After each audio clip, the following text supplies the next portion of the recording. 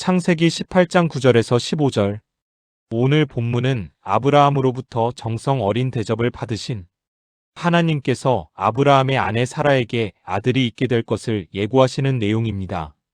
즉, 아브라함은 나그네로 나타나신 하나님과 천사들을 부지중 진실되게 영접한 결과 그에 대한 보답으로 그가 그토록 갈망하던 후사에 대한 기쁜 소식을 듣게 된 것입니다. 아브라함으로부터 극진한 대접을 받은 하나님께서는 아브라함에게 이전에 이미 주신 바 있는 후손에 대한 약속 15장 1절에서 7절을 다시 한번 환기시키셨습니다. 곧 기한이 이를 때 사라가 아들을 낳게 될 것을 말씀하십니다. 이처럼 하나님께서 거듭거듭 아브라함에게 당신의 약속을 환기시키신 것은 아브라함으로 하여금 당신의 약속을 의심 없이 받아들이게 함과 동시에 당신이 한번 하신 약속에 대해서는 기필코 이루어 내고야 말겠다는 당신의 강한 의지를 표명하기 위함이었습니다. 즉, 저자는 본문을 통해 우리가 믿고 따르는 하나님은 이런 분이시라는 것을 강조하고자 하는 것입니다. 18장 9절에서 10절. 그들이 아브라함에게 이르되 내 아내 사라가 어디 있느냐 대답하되 장막에 있나이다. 그가 이르시되 내년 이맘때 내가 반드시 내게로 돌아오리니 내 아내 사라에게 아들이 있으리라 하시니 사라가 그 뒤 장막 문에서 들었더라. 본문은 아브라함에게 하나님이 사라의 잉태를 약속하시는 내용입니다. 지금까지는 세 사람이 아브라함의 요청에 따라 수동적으로 행동했다면 이제 아브라함이 수동적인 자세로 바뀌고 세 사람이 능동적으로 대화를 이끌어 나갑니다. 또한 본문에서 볼 수 있는 단도직입적인 질문은 이미 본문에서부터 세 사람이 더 이상 사람으로서가 아닌 여호와의 사자로서 아브라함에게 나타나고 있음을 암시하고 있습니다. 이는 그들이 아브라함의 아내 사라를 보지 못했을 것인데도 불구하고 그녀의 이름을 부르며 사라를 찾고 있다고 말함으로써 그 사실을 분명히 하고 있습니다. 또한 본문에서 하나님이 아브라함에게 사라를 통하여 언약의 후사에 대한 약속을 주신 것에 대해 우리가 주목할 것은 하나님께서 아브라함에게 후사에 대한 약속을 주신 시점이란 것입니다. 즉, 하나님께서는 아브라함으로부터 극진한 대접을 받으신 직후에 아브라함에게 후사에 대한 약속을 주신 것입니다. 그렇다면 반대로 아브라함이 하나님 일행을 극진히 대접하지 않았다면 그 결과는 어떻게 되었을까요? 이삭이 태어나지 않았을까요? 예수님은 마태복음 10장 42절에서 또 누구든지 제자의 이름으로 이 소자 중 하나에게 냉수 한 그릇이라도 주는 자는 내가 진실로 너희에게 이르노니 그 사람이 결단코 상을 잃지 아니하리라 하시니라고 말씀하셨습니다.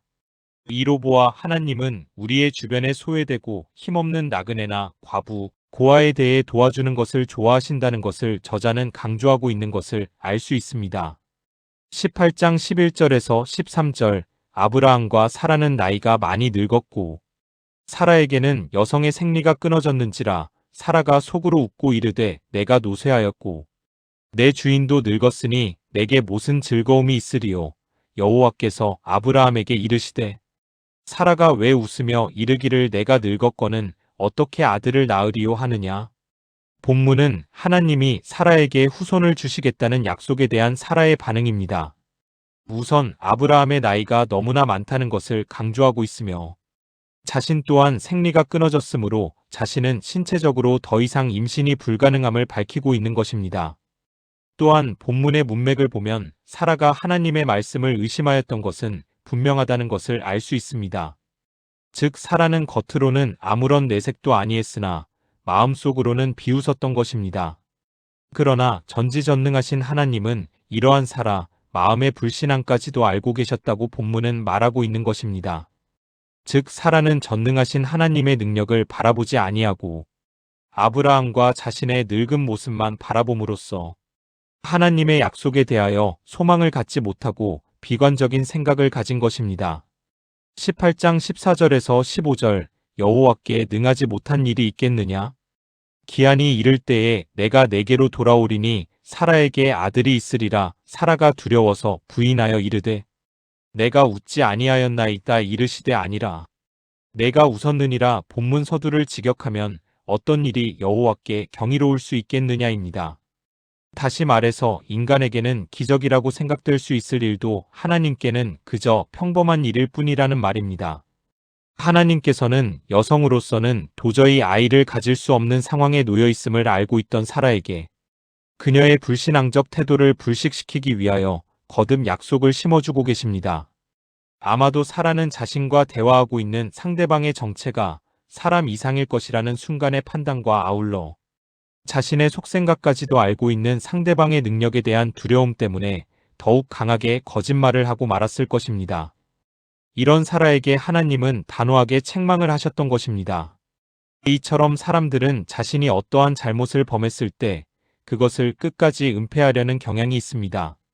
왜냐하면 그 잘못이 공개될 때의 수치와 처벌을 두려워하기 때문일 것입니다. 하지만 사람은 같은 사람을 속일 수는 있어도 사람의 마음까지도 감찰하시는 하나님을 속일 수는 없다고 본문은 말하고 있습니다. 결국 하나님마저 속이려 했던 사람은 수치스럽게도 내가 웃었느니라는 말을 듣고 말 것입니다. 이와 같이 우리가 만물을 창조하신 하나님의 능력을 바로 알지 못할 때 하나님의 약속을 불신하게 됩니다. 사라는 하나님의 능력을 바로 알지 못했기에 후사에 대한 약속을 믿지 못했던 것입니다. 그러나 만물을 말씀 한마디로 지으신 하나님께서는 이루지 못할 일이 없다고 성경은 말하고 있는 것입니다. 이런 하나님에게 자기 잘못을 고백하고 회개하는 자에 대해서는 용서하시고 은혜를 베푸시지만 자기 잘못을 은폐하며 마음을 강팍하게 하여 회개치 않는 자에 대해서는 그 허물을 드러내시고 그에 합당한 형벌로 보응하심으로 큰 수치를 당하게 하실 것이라고 요한일서 1장 8절에서 10절에 말하고 있습니다. 오늘 본문에서처럼 생각지 않았던 때에 아브라함을 찾아오신 하나님 앞에서 하나님이 기뻐하시는 삶을 잘 살아낸 아브라함처럼 우리도 언제 오실지 모르는 주님을 소망하면서 하루하루 나그네를 대접하며 형제를 사랑하며 섬겨주며 인내하며 잘 살아내다 보면 언젠가 그 나그네로 오신 예수님을 내가 대접하고 영접할 수 있을 것입니다. 이처럼 하나님의 말씀을 믿고 하나님을 신뢰하는 것이 바로 부활신앙입니다. 이 시간 나는 과연 부활신앙을 가지고 있는지 한번 생각해보는 시간이 되었으면 합니다.